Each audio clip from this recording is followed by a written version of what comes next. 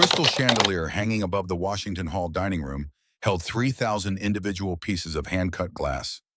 Each one caught the light from a different angle, throwing fractured rainbows across the vaulted ceiling like a kaleidoscope designed by someone who'd never seen joy. Garrison Thorne knew this because his daughter had counted them. All 3,000, out loud. While 473 of the most powerful people in the United States military tried to eat their prime rib in silence. He stood at the head table on the elevated dais, his dress uniform crisp enough to cut paper, his posture perfect after 30 years of practice. The commandant's position at the United States Military Academy came with certain expectations: dignity, composure, the ability to command a room simply by existing in it. Tonight, Garrison Thorne possessed none of these things. 2,947, 2,948. The voice came from beneath the head table. Small, mechanical, utterly devoid of emotion, like someone reading serial numbers off a manifest. Bryn, his daughter, was under the table. Again, Garrison felt the weight of every eye in the room. Not on him, on the white tablecloth that hung to the floor, hiding the small shape curled beneath it like a fox in a den. He could see her shoes. Black Mary Jane's size 13, already scuffed, despite being new this morning. One foot tapped against the floor in rhythm with her counting. Tap, number, tap, number. Senator Aldrich Voss sat 3 chairs to Garrison's left. The chairman of the Senate Armed Services Committee was 75 pounds overweight, had a face like a bulldog that had been stung by bees, and possessed the political instincts of a great white shark. He hadn't touched his food. He was watching the tablecloth, waiting. Garrison knew what was coming. He'd known since the moment his aide had informed him that Bryn's caretaker had quit the 7th in 4 years, and that he would need to bring his daughter to the Founders' Day dinner, because there was simply no one else. He'd known it would be a disaster. He just hadn't known it would be this particular flavor of disaster. 2,991, 2,992. A woman at table 7. Garrison thought she might be the wife of the 3rd Army commander, though he couldn't be certain, leaned toward her husband and whispered something. The man's expression didn't change, but his jaw tightened. Garrison recognized the look. The same look people gave to car accidents on the highway. Horrified fascination. The inability to look away even though you know you should. The room smelled like beef and roasted garlic, and the particular kind of anxiety that came from watching something fall apart in slow motion. Garrison's aide, a sharp young captain named Morrison, appeared at his elbow like a ghost. Morrison had the supernatural ability to materialize exactly when Garrison needed him and to vanish the moment he became inconvenient. It was why Garrison had kept him for 3 years, despite Morrison's tendency to say exactly what he was thinking. "Sir," Morrison's voice was barely audible. "Should I?" "No." "Sir, the senator is—" "I'm aware." Morrison hesitated. Garrison could feel the younger man's frustration radiating off him like heat from asphalt in August. Morrison was 26. He still believed that problems had solutions, that if you just applied the right amount of force at the right angle, you could fix anything. Garrison had believed that once, before Lydia died, before Bryn stopped speaking in complete sentences, before he realized that there were some things in this world that didn't respond to command presence and force of will. 3,000, Bryn's voice emerged from under the table with the finality of a judge delivering a sentence. There are 3,000 pieces of glass in the chandelier. Silence. The kind of silence that had weight, that pressed down on your chest and made it hard to breathe. Senator Voss set down his water glass. The sound of crystal touching wood was like a gunshot. "Commandant Thorne."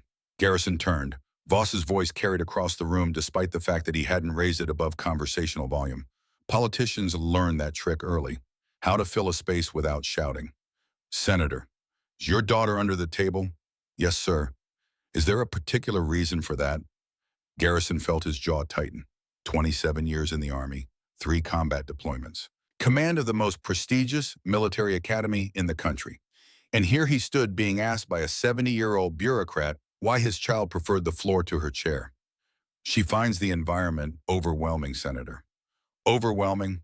Voss repeated the word like he was tasting it, finding it sour. "Son, when I was 7 years old, my father was fighting in Korea.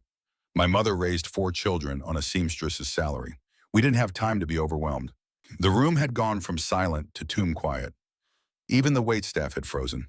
A young man in a white jacket stood near the kitchen door holding a coffee pot caught mid-step like a photograph. Garrison felt something cold settle in his stomach. The feeling he used to get in Iraq right before an IED went off. The split second of recognition that you'd missed something, that you'd walked into an ambush. This wasn't about Bryn, this was about him. Senator, with respect, the United States Military Academy is not a daycare commandant. Voss wasn't looking at Garrison anymore. He was playing to the room. It's the training ground for the future leaders of our armed forces. It requires a commander who embodies the values we expect our cadets to uphold. Discipline, order, control. Control. The word hung in the air like smoke. Garrison looked down at the tablecloth. He could see the outline of Bryn's small body through the white fabric. She'd gone still. No more tapping. She was listening. Already she knew when adults were talking about her. My daughter's presence here tonight doesn't reflect on my ability to command this institution's senator. Doesn't it? Voss leaned back in his chair. The wood creaked under his weight. A man who cannot manage his own household cannot be trusted to manage an academy. That's not modern philosophy, Commandant. That's scripture. Timothy 3:5. Garrison felt his hands curl into fists under the table where no one could see them. Voss was quoting Bible verses at him, at a military function, using his daughter as a prop in whatever political theater this was. The Academy's performance metrics speak for themselves, Senator. Our retention rate is up 3% from last year. Disciplinary incidents are down. I'm not questioning your spreadsheet, son. I'm questioning your judgment. The coffee pot waiter shifted his weight. The movement broke whatever spell had held the room, and suddenly everyone was very interested in their plates. Forks scraped. Someone coughed. A chair leg squeaked against the polished floor. Garrison realized with sick certainty that this had been planned. Voss hadn't stumbled into this conversation. He'd engineered it. Waited for exactly this moment when Garrison would be most vulnerable. The question was why. Senator, perhaps this conversation would be more appropriate in a private setting. What would be appropriate, Commandant, is for your daughter to conduct herself in a manner befitting her station. We have guests here tonight, dignitaries, members of Congress, and your child is hiding under furniture like a frightened animal. The cold thing in Garrison's stomach turned to ice. No one spoke about Bryn that way. No one. He opened his mouth to respond exactly what he would have said he'd never know, because that's when Bryn moved. She didn't crawl out from under the table. She didn't stand up slowly or ask for help. She erupted. One moment the tablecloth was still. The next it was airborne. Bryn burst upward like something detonating her small hands, shoving the cloth aside with enough force to send 3 water glasses toppling. They hit the hardwood floor and shattered spraying crystal fragments across 10 feet of polished wood. She stood on top of the table. Her dress was wrinkled. Her dark hair had come loose from the careful braid the housekeeper had spent 40 minutes on that morning. Her eyes, gray like her mother's, were wide and unfocused, tracking something in the air that no one else could see.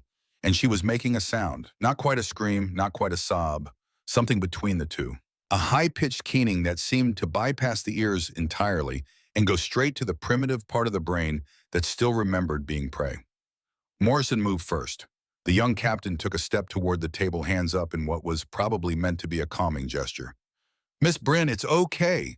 She threw a plate at him, not in his direction, at him. The china disc spun through the air like a frisbee, close enough that Morrison had to jerk his head back to avoid taking it in the face. It sailed past him and hit the portrait of Dwight Eisenhower on the firewall wall, leaving a dent in the plaster beneath the old general's stern expression. Someone screamed. A chair scraped back. Then another. People were standing now, backing away from the head table like it might explode. Bryn grabbed another plate. This one she held like a weapon, gripped in both hands, raised above her head. Her breathing came in short, sharp gasps. The sound Morrison had told Garrison in one of his more honest moments sounded like a cornered dog. Everyone stay back. Garrison heard his own voice from very far away. Calm, steady, the command voice he'd been using for 3 decades. Give her space. But Senator Voss wasn't everyone. The old politician stood moving with surprising speed for a man of his age and girth. He took 2 steps toward the table, one hand extended like he was approaching a spooked horse. Young lady, you put that down right now.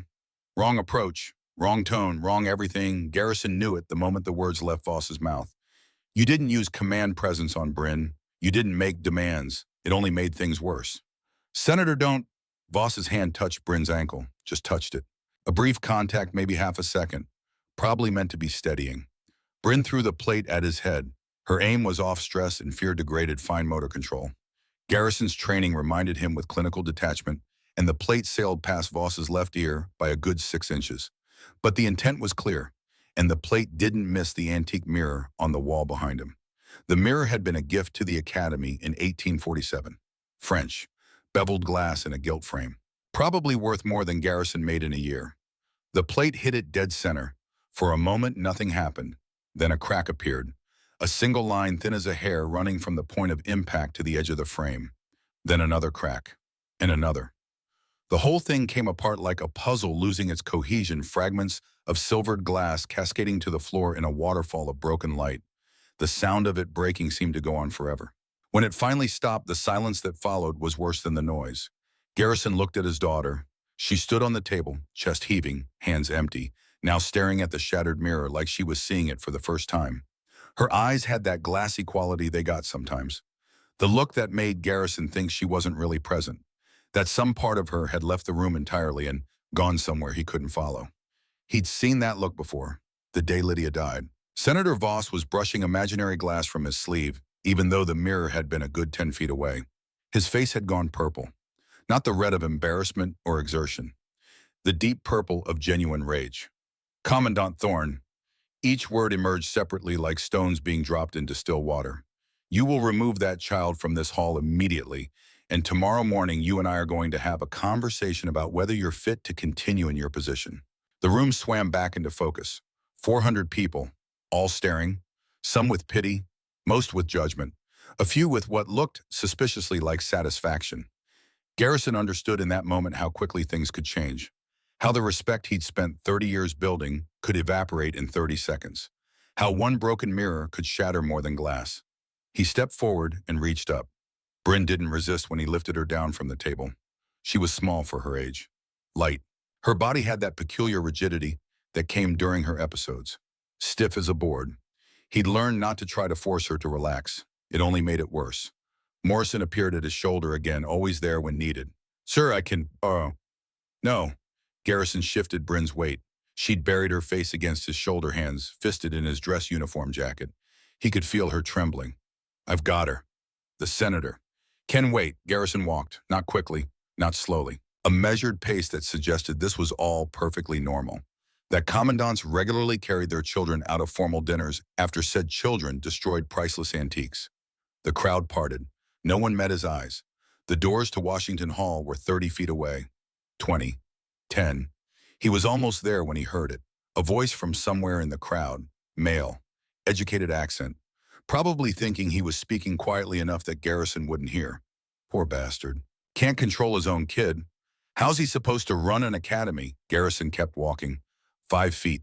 3. His hand touched the brass handle. Another voice. Female this time. I heard she's been like this since the wife died. Unstable. They should put her somewhere she can get real help.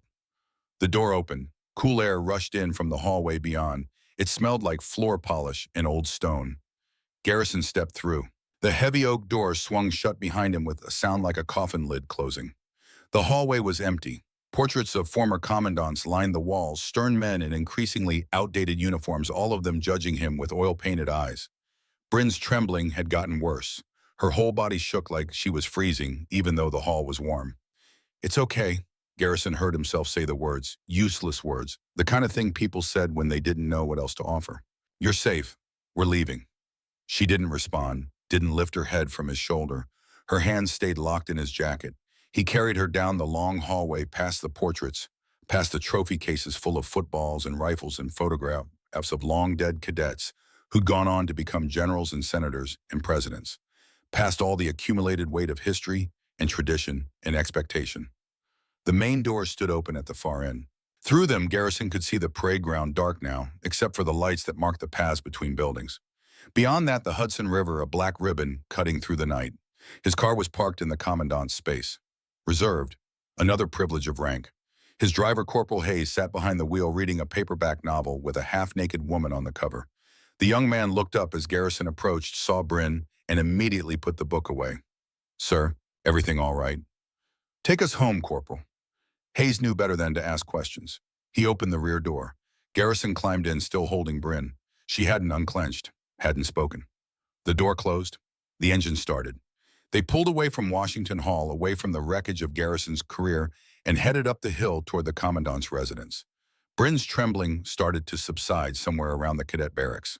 By the time they passed the chapel, she'd gone completely still. Not relaxed, just still.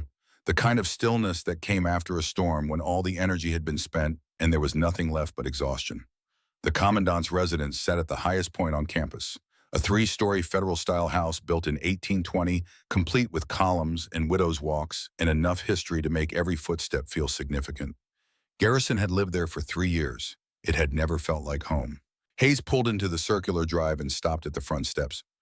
"Thank you, Corporal. That'll be all." "Sir," Hayes hesitated. "Sir, if you don't mind my saying so, that was a bad business tonight. But you did right by your daughter. Some things matter more than politics." Garrison looked at the young corporal. Hayes couldn't have been more than 23. Fresh-faced. Still believed in right and wrong as distinct categories. "I appreciate that, Hayes." "Yes, sir. Good night, sir." Garrison carried Bryn up the steps. The front door was unlocked. The housekeeper would have left it that way knowing they'd be coming home late. The entry hall was dark except for a single lamp left burning on the side table. He carried Bryn upstairs to her room. It was at the end of the second-floor hallway, as far from the master bedroom as possible. Not because Garrison wanted distance, but because the therapist, back when they'd still had therapists, had suggested that Bryn needed her own space. A sanctuary. The room was painted pale blue. Bryn's choice from before Lydia died, before everything changed. The walls were mostly bare now. There'd been posters once, drawings, the normal clutter of childhood. But during one of her episodes 6 months ago, Bryn had torn everything down. Garrison hadn't replaced any of it. He didn't know what she'd want, didn't know how to ask. Her bed was a twin with a white iron frame. Hospital corners on the sheets because the housekeeper was former Army and old habits died hard. Garrison sat on the edge of the bed, Bryn still in his arms. She'd relaxed slightly, not much, just enough that her hands weren't quite so tight in his jacket. "We're home," he said quietly. "Do you want to change into pajamas?" No response. He tried again. "Bryn, can you hear me?" Her head moved, the slightest nod against his shoulder. "Progress. I'm going to put you down." "Okay, just for a minute, just to get you changed."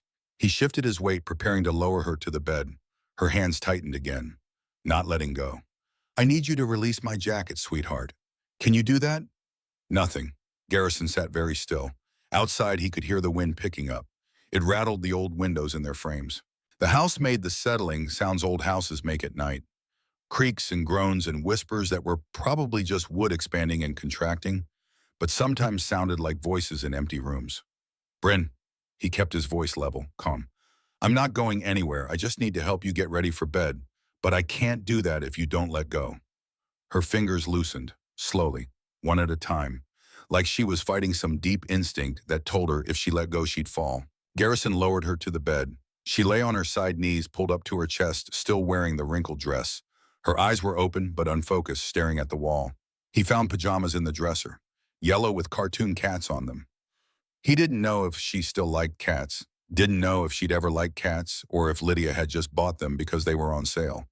There was so much he didn't know about his own daughter. He helped her change. She cooperated in the mechanical way she did during these episodes, lifting arms when directed, shifting weight when needed, but with no real awareness of what was happening, like someone going through the motions in a dream. When she was changed, he pulled back the covers and tucked her in. Hospital corners again. The housekeeper's influence. He should leave, let her sleep. Morning would come early, and with it, consequences. Senator Voss wasn't the type to make empty threats. There would be a reckoning, but Garrison found himself sitting down on the edge of the bed instead. Bryn's eyes tracked to him. Still glassy, still distant. "I'm sorry," he said. The words came out rougher than intended. "I shouldn't have made you go tonight. I knew it would be too much. I didn't have a choice." That wasn't true. He'd had a choice. He could have canceled, could have sent his regrets to Senator Voss and dealt with the political fallout, could have put his daughter's well-being ahead of his career. He'd chosen the career, and Bryn had paid the price. "Tomorrow will be better," he said, even though he had no reason to believe that. "Tomorrow we'll figure something out. Find someone who can help, someone you like." Multiple caretakers in 4 years, multiple people who'd taken one look at Bryn's violence and her silences and her episodes and decided they wanted no part of it. What made him think the next one would be any different? Bryn's eyes drifted closed. Her breathing deepened. Sleep or something close to it. Garrison stood. His knee made the clicking sound it always made these days. 48 years old and already falling apart. Old wounds and old injuries catching up to him. He was halfway to the door when Bryn spoke. "Don't touch me." Garrison froze. Turned back. Bryn's eyes were still closed. Her voice had that flat, far-away quality it got sometimes, like she was speaking from the bottom of a well. "What? Don't touch me. I'll tell—" Her voice rose sharp with panic. "I'll tell everyone." Ice water down his spine. He'd seen this before. Night terrors, fragments of memory surfacing in sleep. He moved back to the bed, sat down carefully, not touching her. "Bryn, it's Dad. You're safe. No one's going to hurt you." But she wasn't hearing him. Whatever nightmare was playing out behind her closed eyelids had nothing to do with this room or this moment. "Murderer." The word tore out of her. "Murderer." Garrison felt his chest tighten. 4 years of this. 4 years of episodes and nightmares and accusations that made no sense. 4 years of watching his daughter disappear into a trauma he couldn't fix and didn't fully understand. He'd tried everything. Doctors, therapists, medication. Nothing worked. Nothing even helped. Because how could you fight an enemy you couldn't see? How could you win a war against the inside of a child's mind? Bryn's screaming had dissolved into sobbing now. Harsh, gasping sounds. She'd pulled her knees to her chest again, making herself as small as possible. Garrison stood, back toward the door. Sometimes removing himself from the room helped. Sometimes his presence made it worse. "I'm going to be right outside," he said quietly. "Right in the hallway. If you need me, I'm here." She didn't respond, didn't acknowledge he'd spoken. He stepped into the hallway and closed the door most of the way, left it open a crack so he could hear if she called for him. Then he leaned against the wall and let his head fall back against the plaster. The ceiling of the hallway was decorated with ornate molding. Lydia used to talk about how much she loved this house, the history of it, the craftsmanship. She'd had plans to restore the third floor to turn it into a studio where she could paint. She'd never gotten the chance. Garrison closed his eyes and tried to remember his wife's face. Really remember it. Not the photograph on his desk or the portrait in the living room. The real thing. The way she looked first thing in the morning before coffee. The way she'd bite her lower lip when she was concentrating on something. The details were slipping away. 4 years was long enough that memory started to fail, started to replace the real thing with a sanitized version. A ghost. From inside the bedroom, Bryn's crying continued. Softer now. Winding down. Garrison checked his watch. 2200 hours. 10 o'clock civilian time. The dinner would be wrapping up soon. People would be leaving, going back to hotels or homes or wherever senators and generals went after they'd watched a man's career implode. His phone buzzed in his pocket. He pulled it out. A text from Morrison. "Sir, Senator Voss wants a meeting. Tomorrow, 800, his office." Of course he did. Garrison typed back. Acknowledged. 3 dots appeared. Morrison was typing something else. They disappeared, reappeared, disappeared again. Finally, for what it's worth, sir, he was out of line. Garrison almost smiled. Morrison's sense of justice was touching in its naivety. Voss hadn't been out of line. He'd been strategic, and setting the stage for whatever move came next. The question was why. West Point had been running smoothly under Garrison's command. Metrics were up. Morale was solid. There'd been no scandals, no serious disciplinary problems. By any objective measure, he was doing his job well. But politics were rarely about objective measures. His phone buzzed again. Another text, this one from a number he didn't recognize. "Commandant Thorne, this is Silas Ward. I heard about tonight. Call me when you can. We need to talk." Silas Ward, Deputy Commandant, Garrison's second in command and his oldest friend in the Army. They'd met in 1976, 2 young lieutenants convinced they were going to change the world. Had served together in Germany, in Bosnia, and Iraq. When Garrison had been appointed commandant 3 years ago, he'd personally requested Silas as his deputy. If anyone would have advice on how to handle Voss, it would be Silas. But it was late and Bryn's crying had finally stopped. Garrison needed to check on her, make sure she was actually asleep and not just quiet. He pushed off the wall and eased the bedroom door open. Bryn lay on her side facing away from the door. Her breathing had the deep, rhythmic quality of genuine sleep. Finally, Garrison stood in the doorway for a long moment, watching the rise and fall of her small shoulders beneath the yellow pajamas. A traumatized child. She should be worried about homework and playground politics and which cartoon to watch on Saturday morning. Instead, she was fighting demons that Garrison couldn't see and didn't know how to kill. He pulled the door closed until just a sliver of hallway light remained. Then he walked to his own bedroom at the far end of the hall. The master bedroom was exactly as Lydia had left it 4 years ago. Same curtains, same bedspread, same bottle of perfume on the dresser that had probably evaporated to nothing by now, but which Garrison couldn't bring himself to throw away. He sat on the edge of the bed, his side the right side closest to the door, and untied his dress shoes. His reflection stared back at him from the mirror above Lydia's vanity. 48 years old, gray hair at the temples that hadn't been there 5 years ago, lines around the eyes that came from squinting at reports and terrain maps for 3 decades. He looked tired. He looked old. He looked like a man who'd just watched his career shatter along with an antique mirror. Tomorrow, Senator Voss would make his move, whatever it was. A formal review of Garrison's command, a suggestion that he take early retirement for personal reasons, maybe something more aggressive. And Garrison would have to defend himself while simultaneously figuring out what to do about Bryn. Multiple caretakers in 4 years. Every one of them had left for the same reason. They were afraid of Bryn's violence, of her unpredictability, of the liability that came with being responsible for a child who might put someone in the hospital. The last one, Mrs. Chen, a grandmother with 40 years of experience, had quit 3 days ago. She'd been professional about it, apologetic even, but firm. "I'm sorry, Commandant, but I can't risk it anymore. Yesterday she threw a chair at me. A chair. She could have killed me. I have grandchildren of my own to think about." Garrison had wanted to argue, to point out that Bryn had missed by a good 3 feet, that she'd never actually hurt anyone. But he hadn't, because Mrs. Chen was right. It was only a matter of time. His phone buzzed again. He ignored it, pulled off his uniform jacket and hung it in the closet next to 3 others exactly like it, removed his tie and hung it on the rack that held 20 more ties, all the same shade of black. 30 years in the Army had taught him efficiency, everything in its place, everything organized. If only raising a traumatized child was that simple. He changed into civilian clothes, jeans, and a West Point sweatshirt and walked back downstairs to the kitchen. The housekeeper had left a plate in the refrigerator, pot roast, green beans, mashed potatoes. Food he had no interest in eating. He ate it anyway, standing at the counter, chewing mechanically, tasting nothing.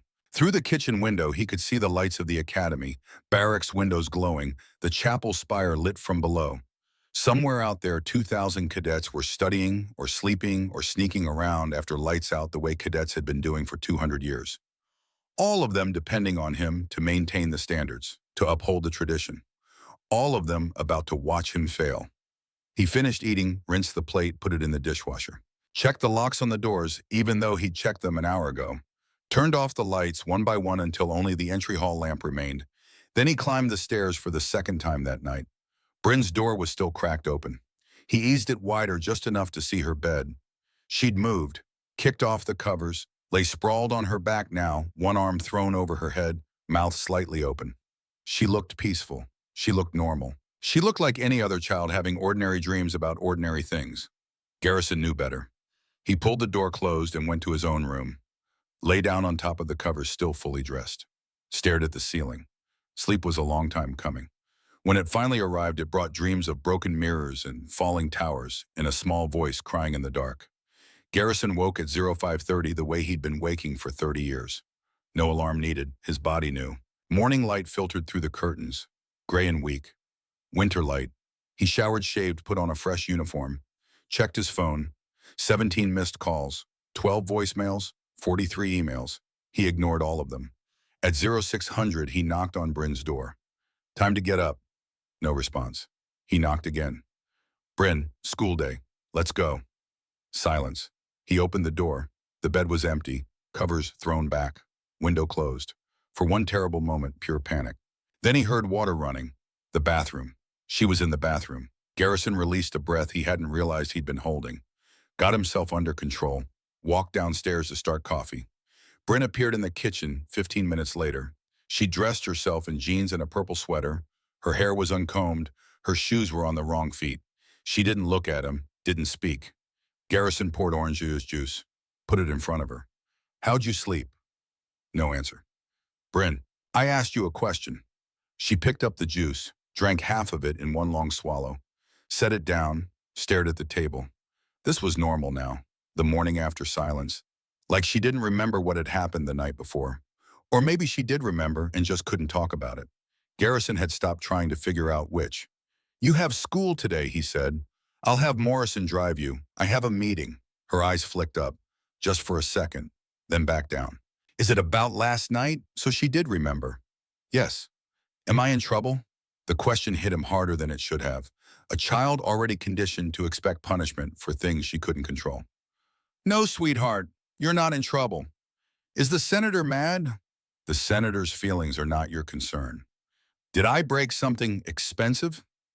Garrison started to answer, then stopped. Looked at his daughter, really looked at her.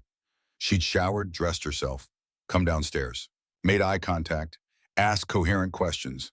This was a good morning, relatively speaking. "Yes," he said honestly. "You broke a very expensive mirror." "I'm sorry." "I know. I didn't mean to." "I know that too." She went back to staring at the table, picked at a thread on her sleeve. "Am I crazy?" The question came out so quietly, Garrison almost didn't hear it. "No," he said firmly. "You're not crazy." "Then why can't I be normal? Why can't I just be like other kids?" Garrison set down his coffee mug, came around the table, sat in the chair next to her. "You went through something terrible when you were very young, losing your mother. That changes a person. It changed you. That doesn't make you crazy. It makes you someone who's still learning how to carry a very heavy weight. Other kids don't throw things. Other kids didn't watch their mother die." Bryn's hand stilled. She looked up at him, and for a moment her eyes were completely clear, focused, present. "I know what I saw that day," she said quietly. "Why won't anyone believe me?" Garrison felt his jaw tighten. They'd been here before, right to this edge. Bryn insisting something impossible, unable to let it go. The psychiatrist said it was a coping mechanism. Creating a narrative gave her something to focus on besides her own grief. Gave her something to be angry at besides God or fate or the randomness of the universe. "We've talked about this," he said carefully. "Your mother's death was investigated. Thoroughly. But, Bryn," he made his voice gentle, "I know it's hard to accept, but sometimes bad things just happen. There's no one to blame." Her eyes unfocused. The moment passed. She went back to picking at her sleeve. Garrison felt the familiar frustration rising. Every time he thought he was getting through to her, she retreated back into her trauma. His phone buzzed. "Morrison." "Sir, Senator Voss's office just called. Meeting moved up to 0730. He wants it at the commandant's office, not his." Garrison checked his watch. 0645. He had 45 minutes. He texted back, acknowledged. "I'll be there," to Bryn. "I need to go soon. Morrison will take you to school." "I don't want to go to school." "You have to go to school." They stare at me. They whisper. Let them whisper. Easy for you to say. Bryn pushed her juice glass away. "You're not the crazy commandant's daughter. You're not crazy, and anyone who says otherwise can answer to me. You can't fight everyone, Dad." Dad. She so rarely called him that. Usually it was sir or nothing at all. "Watch me," Garrison said. The faintest hint of a smile touched Bryn's face, then vanished. Morrison arrived at 0700 on the dot. Garrison heard the car pull up, watched through the window as the young captain climbed out, straightened his uniform, checked his watch. "That's your ride," Garrison said. Bryn stood, picked up her backpack, headed for the door. Garrison caught her at the threshold. "Hey." She stopped, didn't turn around. "I love you," he said. "That doesn't change, no matter what happens." "Okay." A long pause. Then so quiet he almost missed it. "Okay." She walked out, got in Morrison's car, didn't look back. Garrison stood in the doorway and watched them drive away until the car disappeared around the bend toward the academic buildings. Then he checked his watch again. 0715. 15 minutes until Senator Voss arrived to dismantle his career. Garrison straightened his uniform, checked his reflection in the hall mirror, adjusted his tie even though it didn't need adjusting.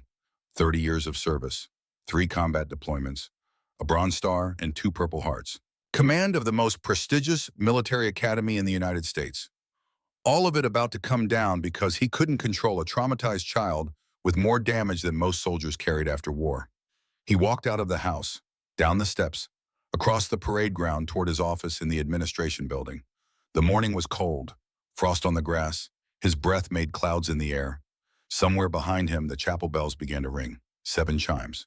The new day officially beginning. Garrison walked faster.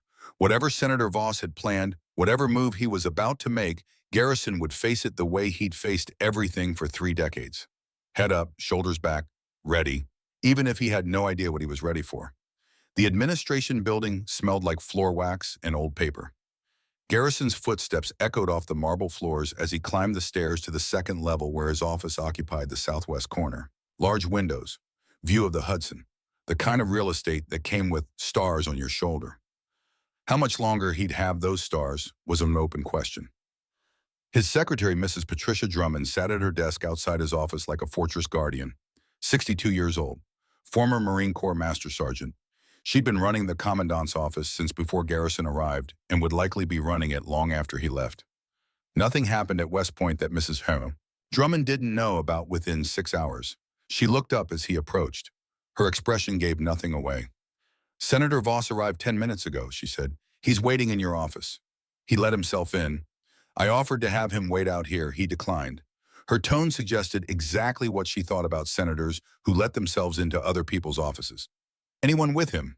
"Aide, young man. Looks like he irons his underwear." Despite everything, Garrison almost smiled. "Thank you, Patricia." "Sir," she hesitated. "For what it's worth, that mirror needed replacing anyway. Ugly thing. Don't know why they kept it so long." It was the closest thing to comfort she could offer. Garrison nodded his thanks and opened his office door. Senator Aldrich Voss sat in Garrison's chair behind Garrison's desk. The aide, Mrs. Drummond, was right. He did look like an underwear ironer, stood by the window examining the framed photographs on the wall.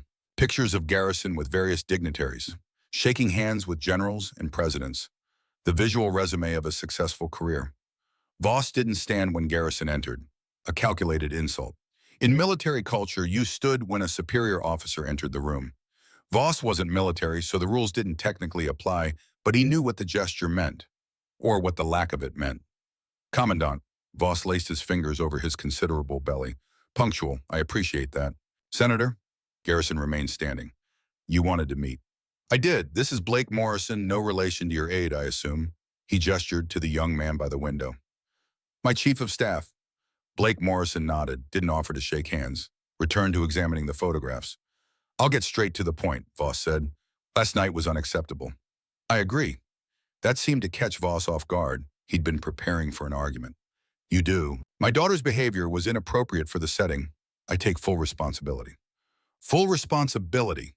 Voss repeated the phrase like he was turning it over in his mouth, checking for poison. "That's a nice sentiment, Commandant. But responsibility without consequence is just words." "What consequences did you have in mind, Senator?" "That depends on you." Voss leaned back in Garrison's chair. It creaked under his weight. "See, I've been watching this academy for 3 years now, since you took command, and I've noticed something interesting." He paused, waiting for Garrison to ask what. Garrison didn't give him the satisfaction. Voss continued anyway. "Performance metrics are up. Discipline is solid. Graduation rates are the highest they've been in a decade. By every objective measure, you're doing an excellent job." "Then what's the problem?" "The problem, Commandant, is leadership. Not management. Leadership." Voss stood now, walking around the desk to stand directly in front of Garrison. Close enough that Garrison could smell his cologne. Something expensive and overpowering. "Management is spreadsheets and schedules, it wouldn't be. Leadership is character. It's setting an example. It's showing these young men and women what it means to serve with honor." "I'm aware of the distinction, Senator." "Well, are you? Because from where I'm standing, you're teaching them that the rules don't apply if you're important enough, that you can bring a violent, unstable child into a formal military function and face no consequences when she assaults a United States senator." The words hit like body blows. Violent, unstable. Assaults. Garrison kept his expression neutral. "Bryn is a child. She didn't assault anyone. She threw a plate that missed you by half a foot. This time. What about next time? What happens when she hurts someone? When she puts a cadet in the hospital?" Voss moved to the window, hands clasped behind his back. The posture of a man delivering a sermon. "You have 2,000 young people on this campus, Commandant. Their parents trust us to keep them safe. How can we do that when the Commandant's own daughter is a danger to herself and others? Bryn isn't a danger to... She's broken 3 bones in the last year." Voss turned from the window. "Her 4th grade teacher's wrist, a caretaker's finger, and that incident 6 months ago when she pushed another child down a flight of stairs. That was an accident. Was it?" Voss pulled a folder from his briefcase, laid it on the desk. "I've done my homework, Commandant. Multiple caretakers in 4 years, 6 school expulsions, 4 psychiatrists who refused to continue treatment, 9 emergency room visits for injuries to others. This isn't a troubled child. This is a pattern of escalating violence. Garrison felt his hands curl into fists, forced them to relax. What do you want, Senator? I want you to get help for your daughter. Real help. Professional help in a facility equipped to handle children with her issues. You want me to institutionalize her. I want you to do what's best for her and for this academy. She's a child dealing with trauma and getting worse every year. Voss closed the folder. I've spoken with the Board of Visitors. They share my concerns. We're prepared to offer you a choice. Here it was, the real play. What choice? Step down as commandant. Take a medical retirement. Full pension, full benefits. We'll make it quiet, dignified. Say you need to focus on family matters. No one questions a man who puts his daughter first. And if I refuse, then we proceed with a formal review of your fitness for command. We'll examine every decision you've made in the last 3 years, every incident involving your daughter, every time you've put her needs ahead of the Academy's mission. And at the end of that review, you'll be removed anyway. But instead of a quiet retirement, you'll leave in disgrace. Garrison felt his jaw tighten. This is blackmail. This is reality, Commandant. You've been given extraordinary latitude because of your service record. But that latitude has limits. Last night you reached them. The aide by the window, Blake Morrison, finally spoke. His voice was younger than Garrison expected. Early 30s, maybe. Sir, for what it's worth, the senator is offering you an honorable out. I'd take it if I were you. You're not me, Garrison said without looking at him. Voss picked up his briefcase. You have 24 hours to decide. After that, the board convenes with or without your cooperation. He walked to the door, stopped. One more thing.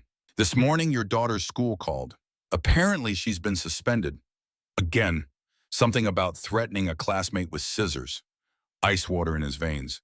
When at 20 minutes ago, they're holding her in the principal's office until you or a guardian can pick her up. Voss opened the door. 24 hours, Commandant. Make the right choice. He left. His aide followed. The door closed. Garrison stood alone in his office, listening to his own heartbeat. Suspended. Again. That made 4 times this semester. He pulled out his phone, dialed Morrison's number. The young captain answered on the first ring. Sir? Where are you? Just dropped Miss Bryn at school, on my way back to... Turn around, she's been suspended. Principal's office. A pause, then... Sir, I literally just watched her walk into the building 5 minutes ago. What could she possibly have done in 5 minutes? I don't know. Just get her. Bring her to my office. Yes, sir. Garrison ended the call, sat down in his chair, still warm from where Voss had been sitting, and pressed the heels of his hands against his eyes. 24 hours to decide. Step down quietly or be destroyed publicly. Some choice. His desk phone buzzed. Mrs. Drummond's voice came through the intercom. Sir, you have a call on line 2, Colonel Silas Ward. Silas, his deputy, his oldest friend. Garrison picked up. Silas. I heard. Silas's voice was rough, tired. He'd probably been up all night. Voss just left your office, I assume? How did you? I have spies everywhere, Garrison, you know that. A pause. What did he offer you? Medical retirement or a public execution? Sounds like Voss. Man's a vulture. Another pause. What are you going to do? Garrison looked out the window. Across the parade ground, he could see cadets moving between classes. 1,000 young lives preparing for service. All of them depending on leadership they could trust. I don't know, he admitted. Want my advice? Do I have a choice? Take the retirement. Silas said it without hesitation. You've given 30 years to this uniform. You've earned the right to step back. Focus on Bryn. God knows she needs you more than West Point does. I can't just quit. It's not quitting. It's choosing your daughter over your career. There's no shame in that. Garrison's grip tightened on the phone. She didn't do anything wrong, not really. She's dealing with trauma, and everyone treats her like she's some kind of monster. She threw a plate at a senator's head, Garrison. She missed. This time, Silas's voice softened. I know you love her, but love isn't enough. She needs professional help, the kind you can't provide while running an academy. So I should just give up, let Voss win. This isn't about Voss. This is about what's best for Bryn. The same argument Voss had made. Wrapped in friendship instead of threats, but the same core message. You're failing your daughter. Step aside. There was something in Silas's tone. Not quite impatience. Not quite what Garrison couldn't place it. You sound like you want me to quit, Garrison said. A pause, too long. I want what's best for you, brother, Silas said finally. I always have. The words were right, but something in the delivery felt off, like Silas was reading from a script. I need to think about it, Garrison said. Don't think too long. 24 hours goes fast. They hung up. Garrison sat at his desk and stared at nothing. 30 years. Gone. Because his daughter had thrown a plate. No, not because of that, because of 4 years of accumulated incidents. 4 years of trying and failing to help her. 4 years of watching her spiral while he stood helpless. His office door opened. Mrs. Drummond leaned in. Sir Captain Morrison just arrived with Miss Bryn. Already Garrison checked his watch. 45 minutes had passed. It felt like 5. Send them in. Morrison entered first. Bryn trailed behind him, shoulders hunched, eyes on the floor. She'd been crying. Her face was blotchy and her hands were shaking. Morrison caught Garrison's eye, shook his head slightly. Not good. What happened? Garrison asked. Morrison glanced at Bryn. Sir, maybe we should... What happened, Captain? Morrison pulled a folded piece of paper from his pocket, handed it to Garrison. The school sent this. I haven't read it. Garrison unfolded the paper. Official letterhead, typed. Signed by Principal Ellen Carmichael. Dear Commandant Thorne, I regret to inform you that Bryn has been suspended for the remainder of the week following an incident this morning. At approximately 07:15 hours, Bryn threatened a classmate with scissors during art class. When the teacher intervened, Bryn threw the scissors, narrowly missing the teacher's face. This is the 4th disciplinary incident this semester. Per school policy, students with 4 or more violent incidents in a single term are subject to permanent expulsion pending a behavioral review. The review board will convene Friday at 1400 hours. Your attendance is required. I understand these are difficult circumstances, but the safety of our students and staff must take priority. Sincerely, Ellen Carmichael. Principal Garrison read it twice, then a third time. Expulsion. They were going to expel her. He looked at Bryn. She hadn't moved, hadn't looked up. Her whole body vibrated with tension. Bryn, he kept his voice level. Did you threaten someone with scissors? No response. Bryn, I asked you a question. Still nothing. Morrison cleared his throat. Sir, maybe I should... Thank you, Captain. Dismissed. Morrison hesitated, then nodded. Sir, he left, closing the door behind him. Garrison came around the desk, knelt in front of Bryn so they were eye levels on. Look at me. She didn't. Bryn, look at me. Her eyes came up slowly, red-rimmed, terrified. Did you threaten a classmate with scissors? A tiny nod. Why? Her mouth opened, closed. No words came out. Bryn, I can't help you if you don't talk to me. Why did you threaten someone? She said... Bryn's voice cracked, started again. She said you were going to lose your job because of me. She said I was crazy. She said... A sob broke through. She said you'd be better off if I was dead. The words hit Garrison like bullets. Who said that? Emma Mitchell. Emma Mitchell, 10 years old, daughter of Colonel William Mitchell, head of the engineering department. Garrison had met her once at a faculty picnic. Blonde, perfect manners, the kind of child people called mature for her age. Also apparently cruel. So you threatened her. I told her to shut up or I'd cut her stupid hair off. Bryn's hands were shaking harder now. I didn't mean it. I wasn't really going to do it. I just wanted her to stop talking. And the teacher, she grabbed my arm. I got scared. I threw the scissors. I didn't mean to throw them at her. I needed them gone. Away from me. Garrison closed his eyes, took a breath. This was the pattern. Bryn felt threatened. Bryn lashed out. Everyone saw the violence and missed the fear driving it. But explaining that to a review board wouldn't change anything. Fear wasn't an excuse. Not when it resulted in weapons being thrown at teachers. Go sit on the couch, he said quietly. Don't touch anything.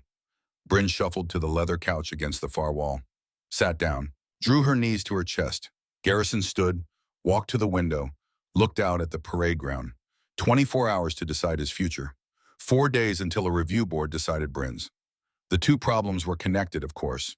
If he stepped down as commandant, he'd have time to focus on Bryn, find her the help she needed, maybe even find a school that would take her. A fresh start somewhere away from West Point and all its memories. But if he stepped down, Voss won. The message would be clear: if you can't control your personal life, you can't lead. And what kind of lesson was that? His phone buzzed. A text from an unknown number. Commandant Thorne, My name is Willa Crane. You don't know me, but I was working at the dinner last night. I saw what happened with your daughter. I think I can help. Please call me. A phone number followed. Garrison stared at the message. Willa Crane. He didn't recognize the name, but she'd been at the dinner. A server, probably. And she thought she could help. Under normal circumstances, he'd ignore it. Some random stranger offering to fix his daughter. No credentials, no background, just an offer out of nowhere. But these weren't normal circumstances. He had 24 hours to decide whether to end his career, 4 days to keep his daughter from being expelled, and absolutely no idea how to do either. He looked at Bryn. She'd pulled a throw pillow against her chest, hugging it like a shield, a traumatized child who everyone had given up on. Garrison dialed the number. It rang 3 times, then a woman's voice answered. Hello, this is Commandant Thorne. You sent me a message. A brief pause. Yes, sir. Thank you for calling. Her voice was younger than he expected. Late 20s, maybe early 30s, southern accent, soft but not weak. I wasn't sure you would. You said you could help my daughter. I think so, yes. What are your qualifications? Another pause. I'm not a doctor, if that's what you're asking. I don't have a license or a degree, but I have experience with traumatized children. And last night, when your daughter was having her episode, I saw something that no one else seemed to see. What did you see? A little girl who was terrified, not violent, not crazy, terrified. And everyone was making it worse by treating her like a threat instead of a person. Garrison felt something shift in his chest. Go on. I work with children who've experienced trauma, mostly military families. Kids whose parents came back from deployment different. Kids who've lost parents. I help them process what they're feeling in ways that don't hurt themselves or others. Where do you work? I don't, not officially. I volunteer at the VA hospital in Newburgh, but my day job is waiting tables at the officers' club. A waitress, no credentials, no official position. Just someone who volunteered at a VA hospital and thought she could fix what multiple trained professionals hadn't been able to touch. Garrison should hang up, thank her politely, and end the call. Can you come to my office? The words came out before he decided to say them. When how? Now, Tim. Yes, I can be there in 30 minutes. Do you know where the administration building is? I'll find it. Ask for Mrs. Drummond. She'll direct you. Thank you, Commandant. I won't let you down. She hung up. Garrison lowered the phone, looked at it like it might explain what he'd just done. He'd just invited a complete stranger to meet with his traumatized daughter based on a single text message and a 30-second phone call. This was either the smartest decision he'd made in months or the stupidest. He had a feeling he'd know which within the hour. Bryn hadn't moved from the couch. She was humming now, a tuneless sound. The thing she did when she was trying to self-soothe. Garrison sat down next to her, not too close. She didn't like being crowded. Someone's coming to talk to us, he said. Bryn's humming stopped. A doctor? No, just someone who wants to help. I don't want to talk to anyone. You don't have to talk. You just have to listen. What if I don't want to listen? Then you sit quietly and let her speak. Can you do that? Bryn shrugged. The universal gesture of children everywhere. Maybe, maybe not. We'll see. Garrison's office door opened. Mrs. Drummond leaned in. Sir, there's a young woman here to see you. Says her name is Willa Crane. That was fast. It hadn't been 10 minutes. Send her in. Mrs. Drummond stepped aside. A woman entered. Garrison had been expecting someone older, someone with the bearing of a professional caregiver, comfortable shoes and a lanyard with credentials. Willa Crane was none of those things. She was 29, maybe 30, average height, thin in the way that suggested she forgot to eat when she was focused on other things. Brown hair pulled back in a ponytail. No makeup. Jeans and a sweater that had seen better days. She carried a canvas bag over one shoulder that looked like it had been through a war. Her eyes were what caught his attention. Gray. Clear. The kind of eyes that saw things other people missed. She stopped just inside the door, looked at Garrison, then at Bryn. Her whole posture changed, softened, like someone switching from public mode to private. Hi, she said to Bryn, not to Garrison, to Bryn. My name's Willa. Bryn looked up, didn't speak. I saw you last night at the dinner, Willa continued. You were under the table counting crystals in the chandelier. That must have taken a long time. Bryn's eyes narrowed. Suspicious. How do you know what I was doing? Because I was listening. I always listen. Willa set her bag down by the door. Can I sit down? She was asking Bryn, not Garrison. Bryn looked at her father. Garrison nodded. Okay, Bryn said. Willa sat on the floor, not on the couch next to Bryn, not in one of the chairs. On the floor, cross-legged, looking up at Bryn, making herself smaller, less threatening. Garrison recognized the technique. He'd seen it in hostage negotiation training. Make yourself non-threatening. Put the other person in the position of power. You're probably wondering why I'm here, Willa said. Bryn shrugged. I'm here because I think you and I might understand each other. Why? Because I know what it's like to feel things too much, to have everyone around you be too loud or too bright or too close. And I know what it's like when people treat you like you're broken because of it. Bryn's hand stilled on the pillow. I'm not broken. I know you're not, but other people think you are. Don't they? A tiny nod. That must be frustrating. They don't understand. No, they don't. Willa shifted her weight. Want to know a secret? Bryn hesitated. Then, okay. Most grown-ups don't understand anything. They just pretend they do because it makes them feel better. Despite everything, Bryn almost smiled. Garrison watched from his position by the window. Willa had been in the room for less than 2 minutes, and Bryn was already more engaged than she'd been with any of the previous caretakers. I heard you had a hard morning, Willa said. The almost smile vanished. Bryn's shoulders came up, defensive. I didn't mean to hurt anyone. I believe you. Everyone thinks I'm bad. Do you think you're bad? Bryn looked down at her hands. Sometimes it's the sound. Because bad things happen when I'm around. Willa was quiet for a moment. When she spoke again, her voice was gentler. Bad things happen to you, Bryn. That's different from you being bad. My mom died. I know. I miss her. Of course you do. Bryn was quiet for a long time. Then so softly, Garrison almost didn't hear it. Everyone says it was an accident. But what if it wasn't? Garrison tensed. Here it was, the delusion, the thing every therapist had tried and failed to address. But Willa didn't correct her. Didn't explain about grief and magical thinking. She just asked, what do you think happened? Bryn looked up sharply like she'd been waiting years for someone to ask that question.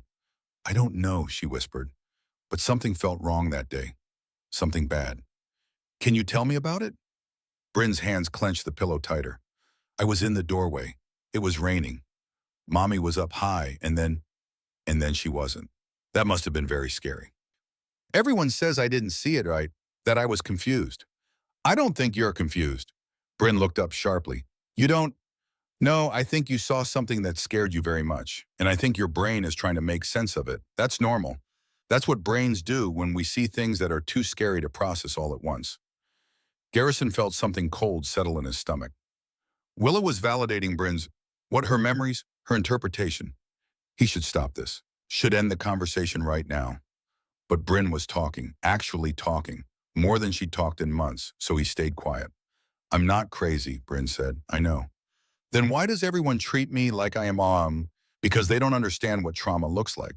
They see someone who's hurting and they want to fix it fast. But some hurts don't fix fast. Some hurts take time and patience and someone who's willing to listen without judging. Bryn was quiet for a long time.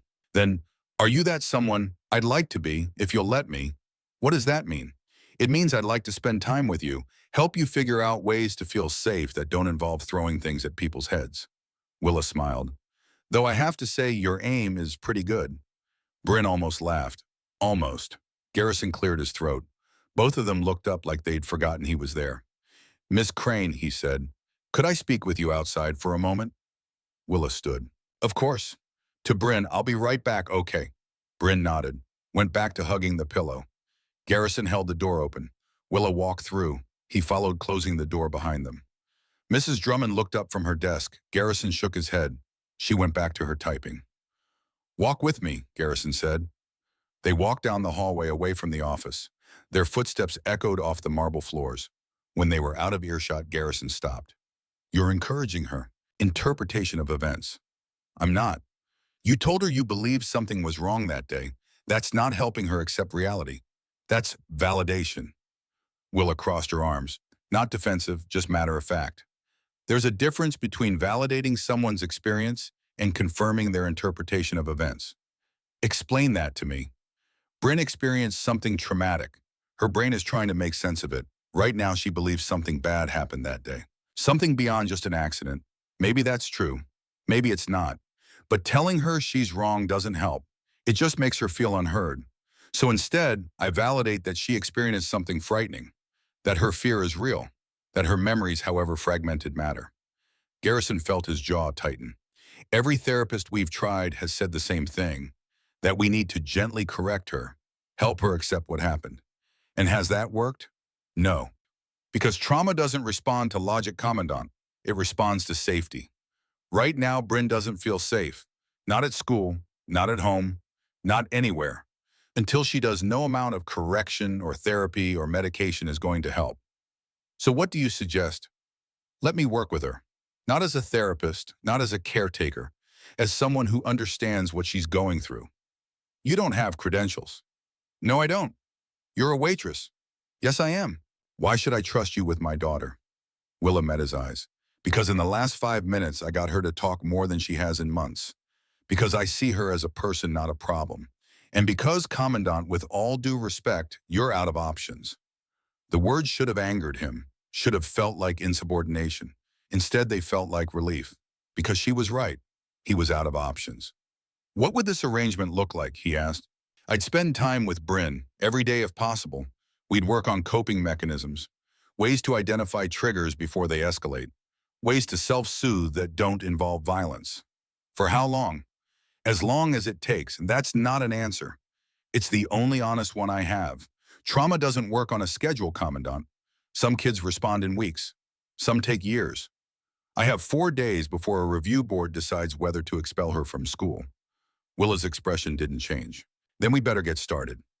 Garrison studied her, looking for the angle, the hidden agenda. Everyone wanted something, money, status, access, but Willa Crane just looked tired and sincere. What's your fee? He asked. I don't have one. Everyone has a price, Miss Crane. Then mine is simple. Let me help. That's all I want. Garrison shook his head. I'm not a charity case. If you work with Bryn, you'll be compensated. Name a figure. Willa was quiet for a moment. Room and board, and $200 a week. 200, Garrison stopped, stared at her. That's less than minimum wage. It's what I need to cover my bills while I'm not working at the club. I'll pay you $5,000 a week. I don't need $5,000 a week. I'm the Commandant of West Point. I'm not paying my daughter's caretaker $200 a week. It's insulting. To who? To you. Commandant, with respect, I don't work for money. I work because I can't stand watching kids suffer when I know I can help. She met his eyes again. But if it makes you feel better, pay me whatever you want. Just let me do the work. Garrison felt something he hadn't felt in months. Hope. Small, fragile, easily crushed. But there. You'd need to pass a background check. I'll pass. And you'd need to work around my schedule. I can't just hand my daughter off to a stranger and disappear. I wouldn't want you to. Part of this is teaching you how to support her too. Me. You're her father. You're the most important person in her world. If we can't help you understand what she needs, nothing else I do will matter. Garrison felt exposed, like Willa was seeing through all his carefully constructed defenses to the terrified man underneath. I don't know if I can do this, he admitted. Neither do I, but we won't know unless we try. Garrison looked back toward his office. Through the frosted glass door, he could see Bryn's silhouette on the couch. Small, alone, 24 hours to decide his future, 4 days to save Bryn's. Maybe they were the same decision after all. When can you start? He asked. Willa smiled. How about right now? The Commandant's residence looked different in daylight than it had at night. Less imposing, just a large old house that needed a new coat of paint and someone who cared enough to plant flowers. Garrison unlocked the front door and stood aside to let Willa enter first. A gesture of courtesy that felt strange. He'd been letting people into this house for 3 years, staff visitors, military brass, but never someone like her.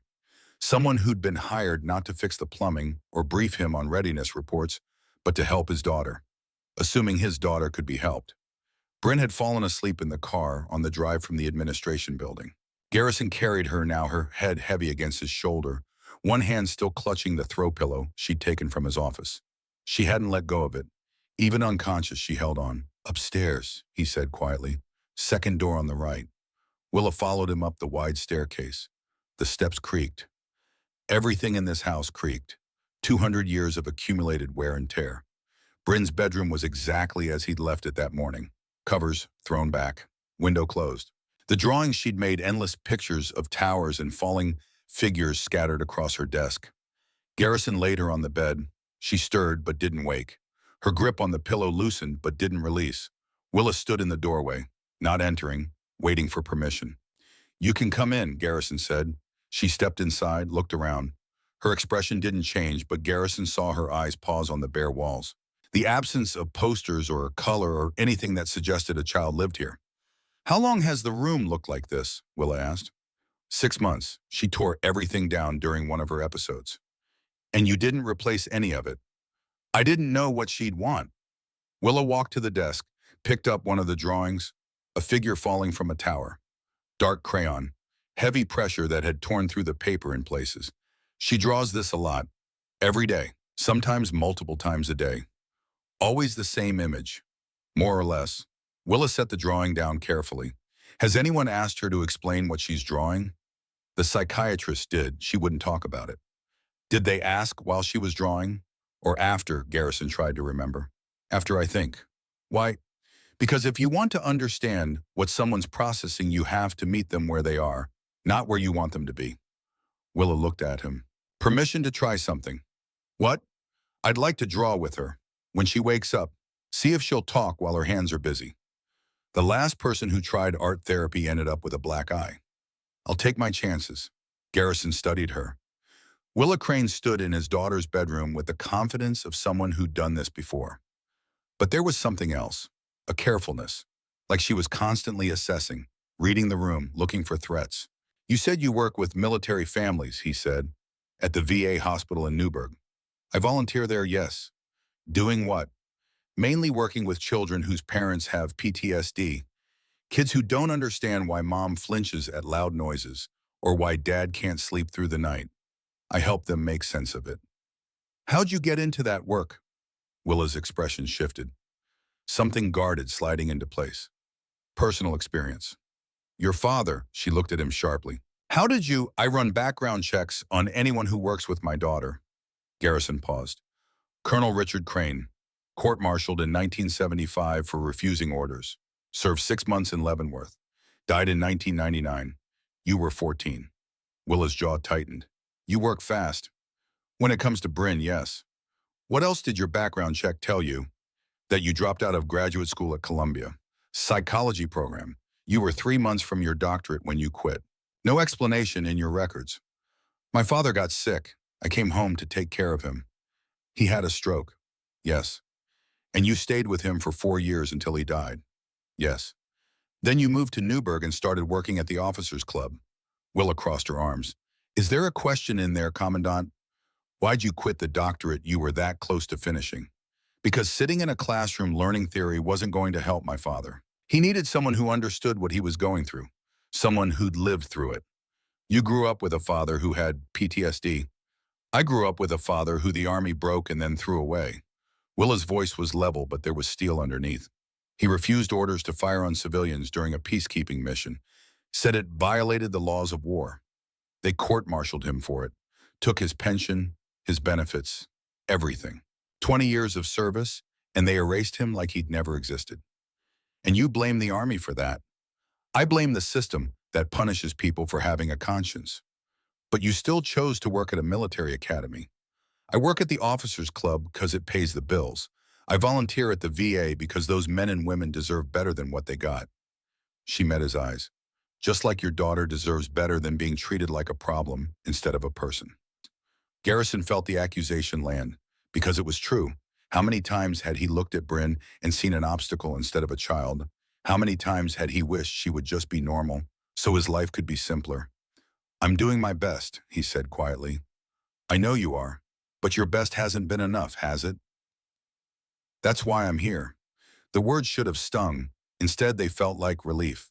Someone finally saying out loud what Garrison had been thinking for months. He wasn't enough. He'd never been enough.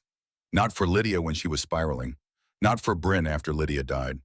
He was a man who'd commanded thousands of soldiers, who'd made life and death decisions in combat, who'd risen to the highest levels of military leadership. And he couldn't help his own daughter. "Tell me what you need," he said. "Time, space, and your willingness to let me do things differently than you're used to." "Different how?" "No punishment for outbursts, no forced apologies, no consequences for behavior she can't control." Garrison felt his military training rebel against that. She has to learn actions have consequences. She knows that already. What she doesn't know is how to feel safe. And until she does, consequences just reinforce her belief that the world is dangerous and she has to fight to survive. So we just let her throw things at people. No, we teach her other ways to express what she's feeling. We give her tools that don't involve violence. But we do it through patience, not punishment. Garrison looked at his daughter, asleep, peaceful. She looked normal like this, like any other child. How long will this take? He asked. I don't know. Senator Voss gave me 24 hours to resign. The school gave me 4 days before they convene a review board. I need to show progress, fast. Willa was quiet for a moment. Commandant, I'll do everything I can, but I can't promise miracles. Trauma doesn't work on a political timeline. I'm not asking for miracles, I'm asking for hope. Then that I can give you. Willa moved to the window, looked out at the grounds. But you have to trust me, even when my methods seem strange, even when it looks like I'm not making progress. Can you do that? Could he, Garrison, had spent 30 years in an institution built on hierarchy and obedience? You followed orders. You trusted the chain of command. You didn't question the plan, even when it didn't make sense. But the Army's way hadn't worked with Bryn. Maybe it was time to try something else. Yes, he said, I can do that.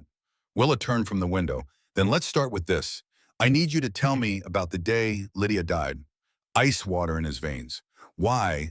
Because Bryn's trauma is anchored to that day, and if I'm going to help her process it, I need to understand what actually happened. You read the reports. You know what happened. I know what the official story is. I want to hear your version. Garrison felt his hands curl into fists, forced them to relax. It's not something I like to talk about. I imagine not, but if you want me to help your daughter, I need the truth. All of it.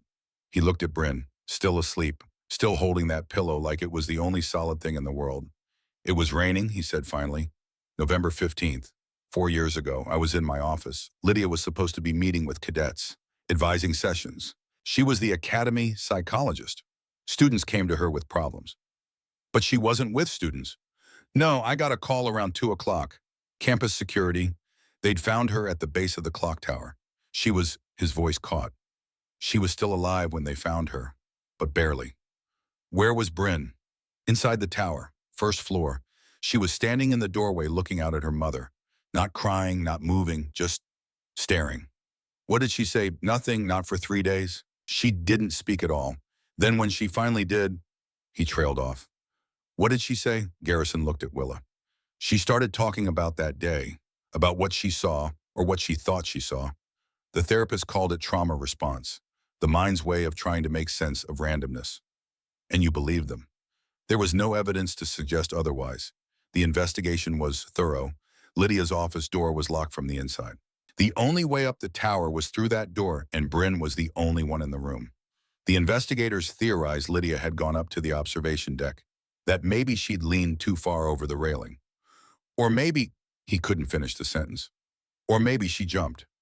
The official conclusion was accident or suicide. They couldn't prove which. Lydia had been depressed, the stress of her work. She'd been seeing a therapist herself, taking medication. The investigation found notes in her office. Not a suicide note exactly, but concerning thoughts. What kind of thoughts? Garrison closed his eyes. He could still see the page. Lydia's handwriting, shaky, uncertain. Things about feeling overwhelmed, about not being able to help everyone, about wondering if she was doing more harm than good. He opened his eyes. The investigators theorized she'd gone up there to think, that maybe it was an accident, or maybe it wasn't. But Bryn believes something else happened. Bryn was 3 years old. It was raining. The visibility was poor. She was 20 feet away behind a partially closed door. And yet she's maintained a consistent account for 4 years. A consistent delusion. Maybe, Willa's voice was maddeningly calm, or maybe a 3-year-old saw something the investigators missed. Garrison felt anger flash. You think I didn't investigate? You think I just accepted the official story and moved on? I spent months going over every detail, every statement, every piece of evidence. There was no one else there, except whoever Bryn saw. She saw her mother fall. Her brain filled in the rest because it was easier than accepting randomness. Maybe. Willa's tone didn't change. Or maybe not. Have you considered the possibility that she's telling the truth? If someone killed Lydia, where's the evidence? Where are the witnesses, the footprints, the forensics? I don't know, but I know that children don't usually maintain a consistent story for 4 years unless there's some truth to it. Plenty of people maintain consistent false memories. Bryn's not delusional, she's traumatized. There's a difference. Garrison moved to the window, looked out at the same view Willa had been examining. The parade ground, the chapel, the river beyond, his world, his command, and he couldn't even keep his daughter safe in it. What do you want me to do, Chianti asked. I want you to consider the possibility that Bryn's telling the truth. And if I can't, then at least stop telling her she's wrong. Because every time you do, you're telling her that her reality doesn't matter, that what she knows to be true is a lie. And that, Commandant, is what's breaking her. Not the trauma of what she saw, the trauma of not being believed. The words hit him like a physical blow. 4 years of gentle correction, 4 years of redirection and subtle implications that her memory couldn't be trusted. 4 years of teaching her that her truth didn't matter. I was trying to help her move on, he said quietly. I know, but you can't move on from something until you've processed it. And you can't process it if everyone around you is saying it didn't happen. Garrison turned from the window. So what do? We start by listening, really listening, not to correct or redirect, just to hear what she has to say. And then what? Then we follow where it leads. Bryn stirred on the bed, her eyes fluttered open. She looked around, disoriented, until she saw Garrison. Dad, I'm here. She sat up, saw Willa. You're still here. Is that okay? Willa asked. Bryn shrugged. I guess. How are you feeling? Tired. That's normal. Your body's been working hard.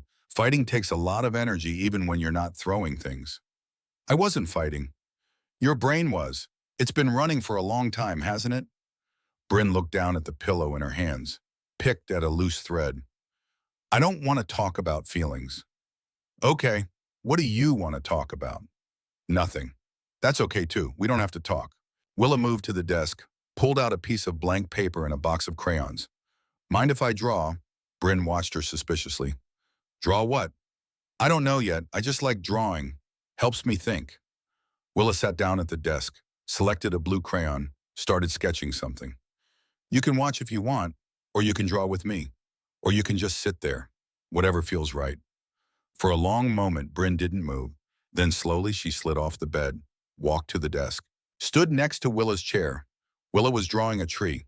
Simple, childlike, not trying to be perfect. That's a weird tree, Bryn said. Yeah, how so? The branches are all wrong. They don't grow like that. Show me how they should grow. Bryn hesitated, then picked up a green crayon, leaned over the paper, added branches to Willa's tree, proper branches, the kind that existed in nature. Willa didn't comment, just kept working on the trunk. They drew in silence for several minutes. Garrison watched from his position by the window, not interrupting, barely breathing. Can I ask you something? Bryn said finally. Sure. Why do you care? Willa set down her crayon, looked at Bryn. What do you mean? You don't know me. You don't have to be here. Why do you care what happens to me? Because I know what it's like to feel alone, to have people look at you and see a problem instead of a person. My dad was like that.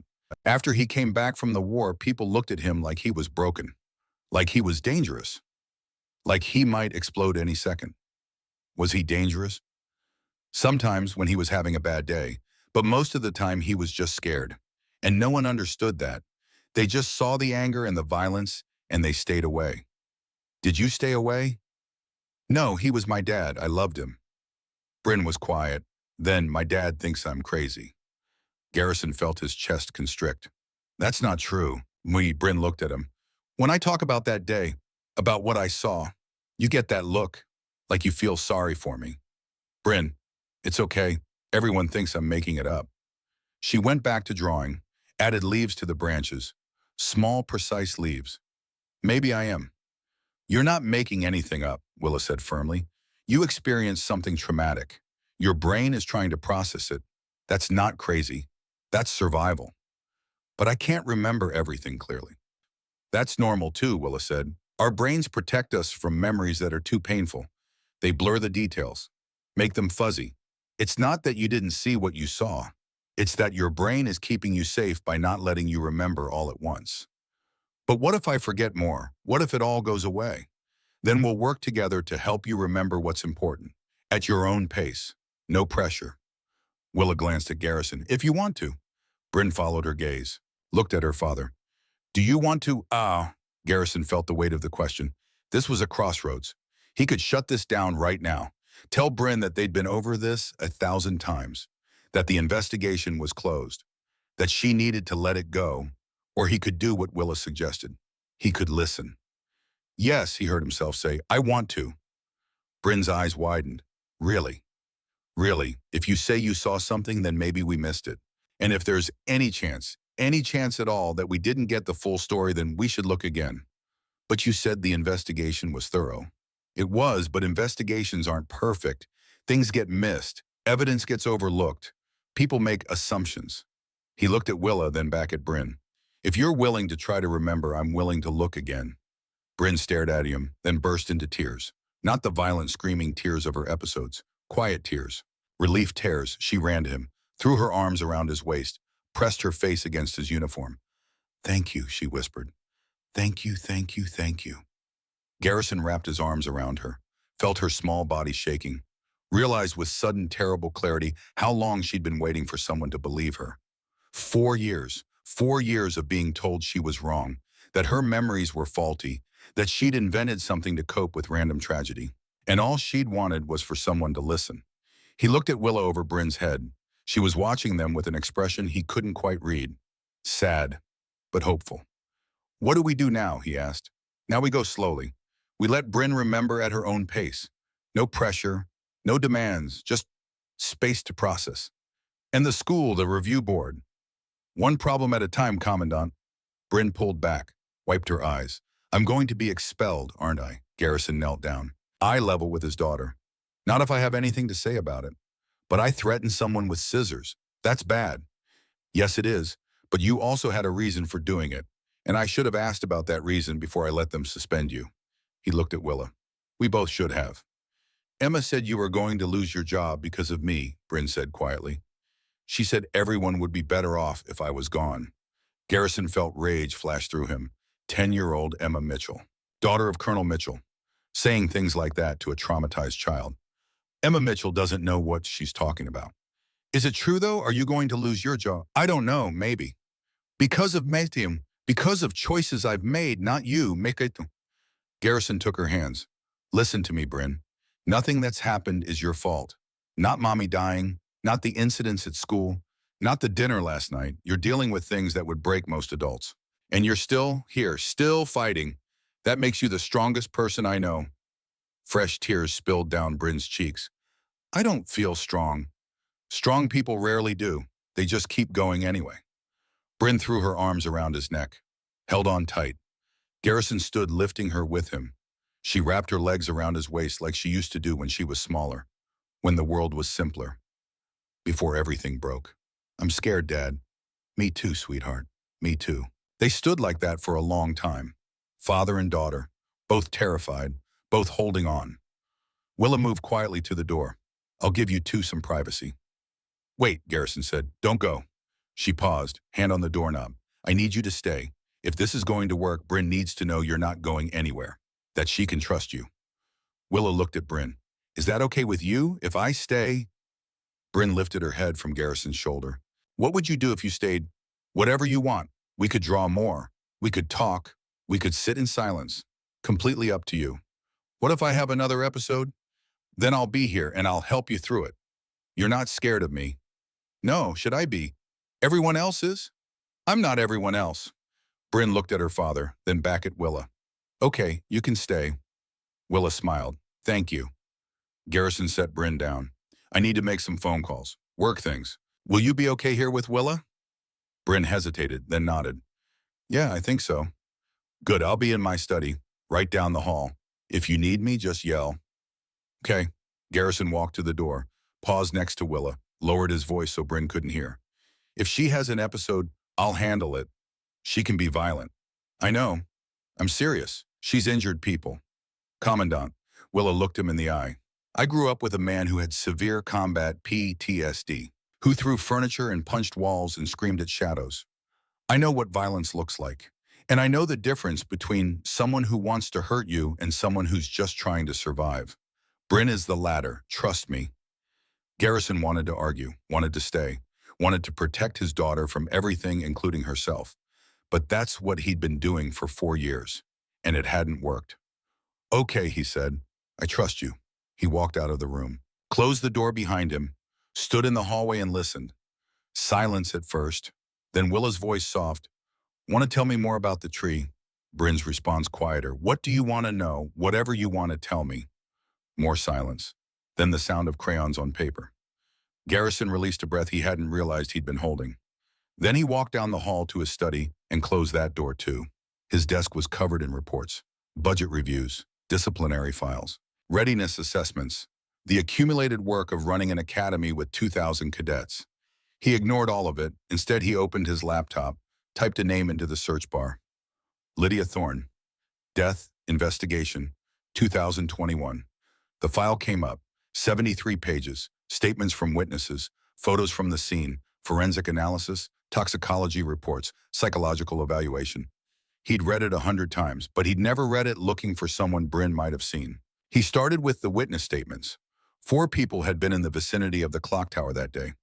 A cadet on his way to class, a groundskeeper, 2 faculty members crossing the parade ground. None of them saw anyone enter or leave the tower except Lydia and Bryn. But that didn't mean no one had been there. It just meant no one had been seen. Garrison pulled out a notepad, started writing. Question 1. Who had access to the tower? The clock tower was technically open to the public during certain hours, but on November 15th it had been raining. Most people stayed inside. Who would have been out in that weather? Question 2. What was Lydia investigating? She'd been the academy's psychologist. She dealt with confidential matters, student crises, faculty problems. What if she'd uncovered something? What if someone had a reason to want her silenced? Question 3. The locked door. The investigation noted that Lydia's office door, the only entrance to the tower stairs, had been locked from the inside. But what if it had been locked and after someone left? What if Bryn had locked it herself, scared? Not understanding what she was doing. Question 4. Bryn's description. She'd mentioned someone wearing black, something silver in their hand, a smell she couldn't remember. Details that seemed random but might not be.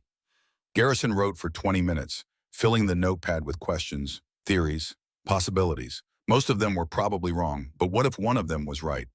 His phone rang. He checked the screen. Senator Voss's office.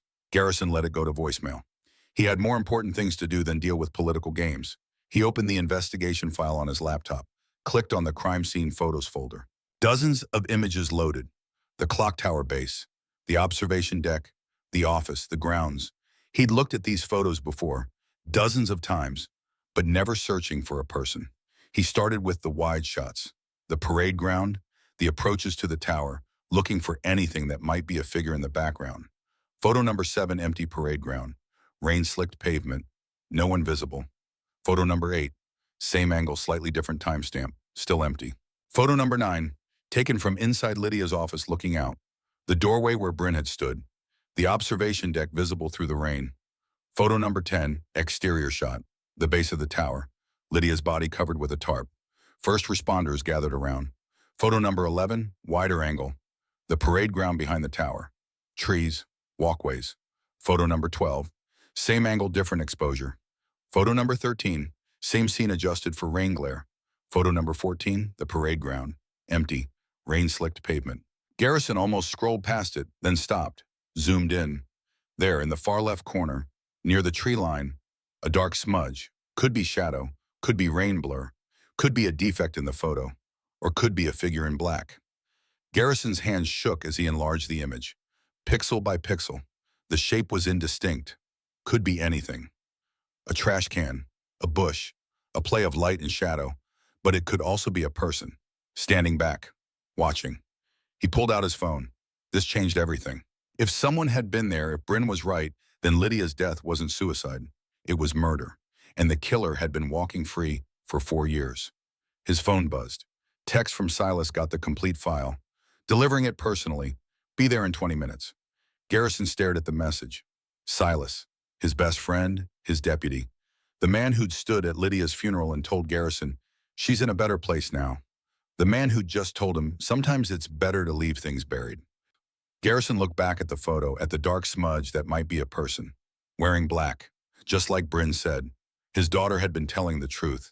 And someone, maybe someone very close, didn't want him to find out who. He pulled out his phone again, started to call Morrison. Stopped. Who could he trust? Silas had been his friend for decades. But that phone call this morning, that pause when Garrison said he sounded like he wanted him to quit, that hesitation. Garrison saved the photo to a secure folder, encrypted it, then closed the laptop. 20 minutes until Silas arrived. 20 minutes to figure out if his best friend was helping him or hiding something. He walked to the window, looked out at the academy, his world, his command. Somewhere out there, if Bryn was right, was a murderer who'd gotten away with it for 4 years. Someone who had access to the tower. Someone who knew Lydia. Someone who'd been close enough to push her. And close enough to make it look like an accident. Garrison's hands clenched into fists. If someone had killed his wife, he would find them. Even if it meant tearing West Point apart. Even if it meant discovering the killer was someone he trusted. Because his daughter deserved justice. And after 4 years of not being believed, she deserved to know that her father finally heard her, finally believed her, finally understood that sometimes the most important truths come from the most unexpected sources, from a traumatized child who'd been telling the truth all along. Garrison looked down at his notepad, at the questions he'd written. Then he picked up a pen and wrote one more. Question 5. Who would want Lydia dead? And beneath it in smaller letters, who would I never suspect? He stared at the words. Then he heard the sound of a car pulling into the driveway. Silas was early. Garrison closed the notepad, put it in his desk drawer, locked it. Then he walked downstairs to meet his oldest friend and to start asking the questions he should have asked 4 years ago.